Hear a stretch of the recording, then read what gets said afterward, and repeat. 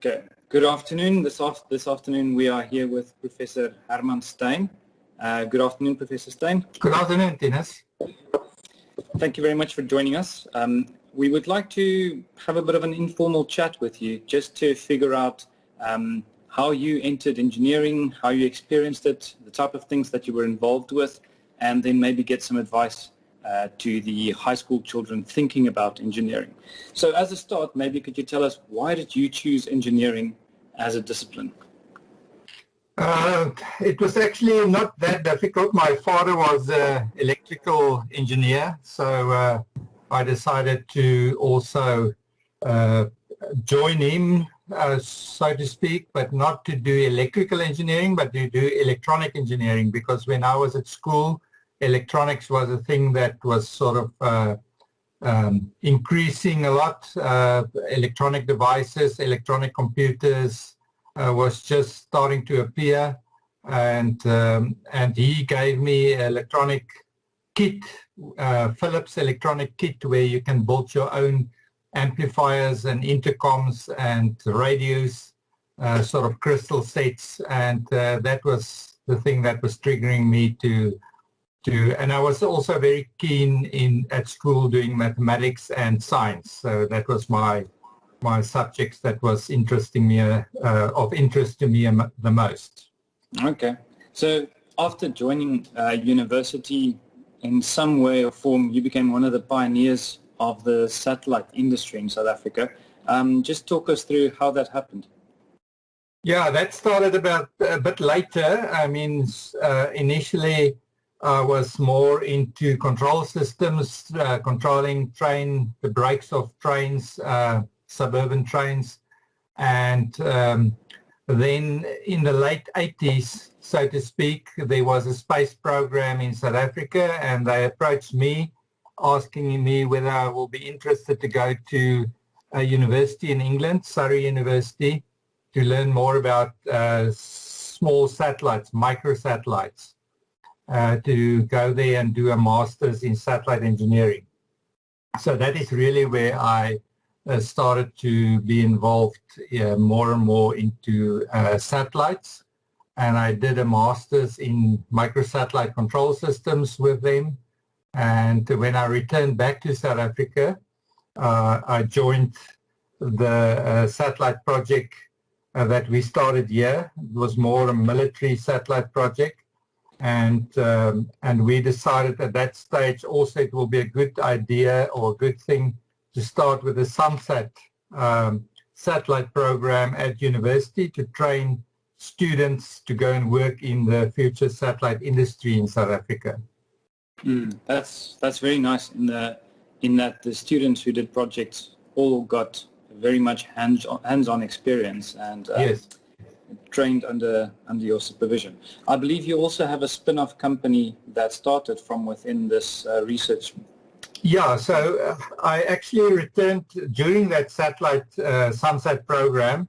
I was approached again by the guys at Surrey University, and they started a spin-off company called SSTL from the University of Surrey, and got involved into microsatellites on a commercial basis.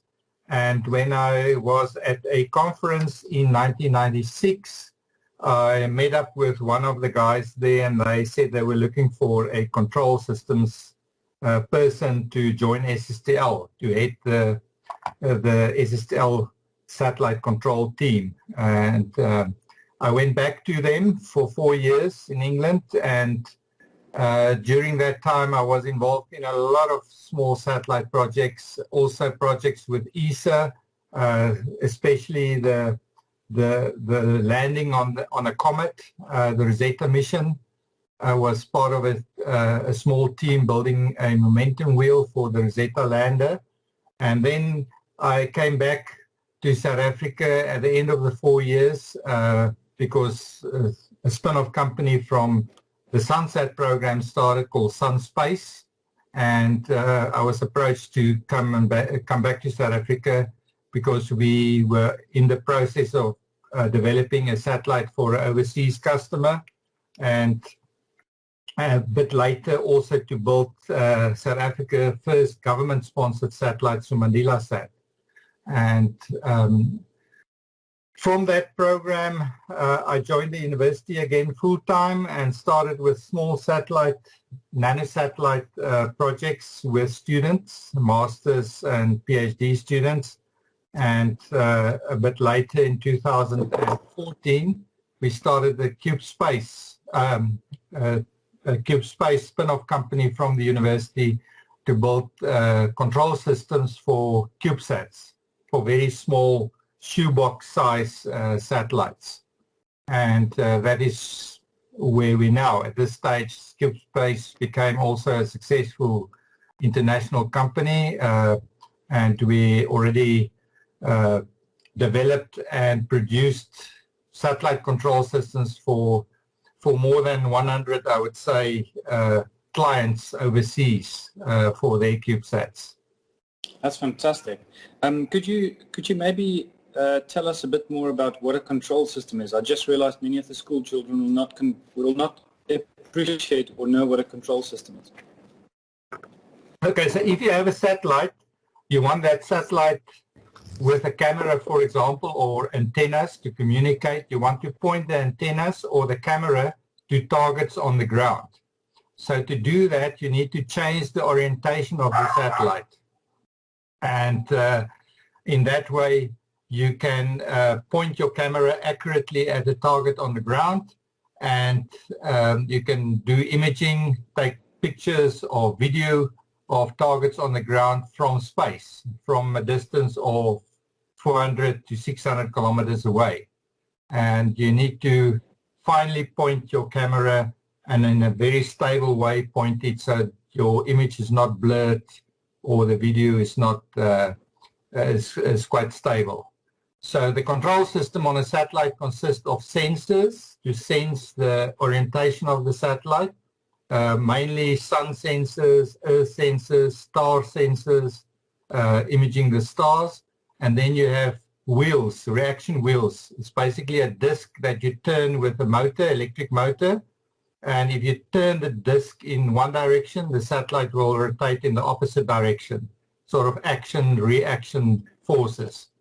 And you can also then, when momentum builds up on the wheel because of external disturbances to the satellite, you can use magnetorquers. It's basically magnetic coils that interacts with the Earth's magnetic field to dump or to unload the momentum from the wheels. Okay, fantastic. And can you speak more, especially because you've got the spin-off company, can you speak a bit more to the opportunities that engineering gives you when you want to start a spin-off or maybe become an entrepreneur?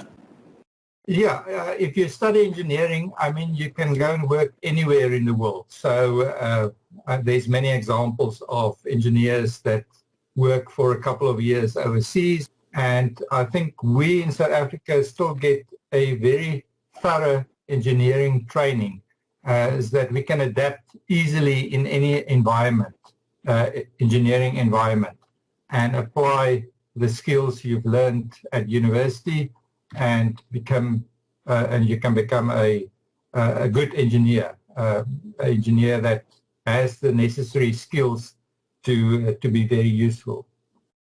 Yeah, that's a very interesting word you're choosing, useful. I think that's to the core of engineering. We Yes. want to be useful, and an engineer is somebody who wants to make a difference and wants to change things. Can you maybe, as a final thought, what advice would you give to a matriculant who is planning to study engineering next year? I think you should try and get good marks for maths and science. That's the main subjects at school. That's important for engineering. And if you can do programming as well, programming skills is also quite important. Computer programming skills, not just play computer games, but computer games is also a good skill to have, because that show that you can think strategically, you're innovative type of thing. But yes, it will help a lot, although it's not necessary or that important. You can also learn programming skills from your first year at university. But if you have some background in that, it will help a lot. So try and get good marks at school, because that gives you confidence that you can do the stuff that's slightly more complicated in a certain sense to what the normal man of the street needs to master in life. And then you can make a success of your engineering studies at university. And once you have the engineering degree, then the doors are open for you. You can go wherever you need it, and you can also decide to work for yourself, start your own business with the skills you have. Brilliant. That is fantastic. Professor Steyn, thank you very much for your time. Okay, no problem. Thank you. Bye.